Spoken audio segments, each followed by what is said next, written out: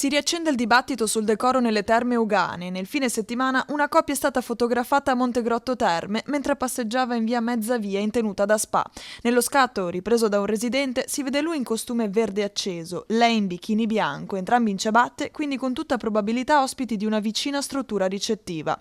Nella zona non è però un caso isolato. Nei giorni scorsi altre immagini hanno iniziato a circolare sui social.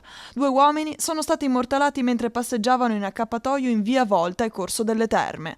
Una tendenza quindi che riapre la polemica sul cosiddetto turismo cafone, che a molti turba per l'immagine che potrebbe danneggiare il territorio termale.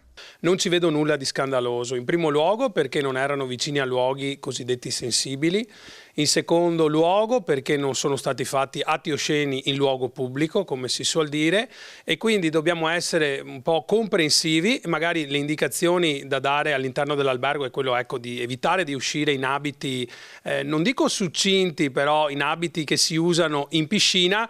Però da qui a creare scalpore mediatico, insomma, la vedo come un'eccessiva provocazione rispetto a una usanza che forse ci dimentichiamo, ma tra gli anni 70 e 80 era all'ordine del giorno vedere dei turisti che scendevano a prendersi il giornale, soprattutto i turisti tedeschi, in accappatoio.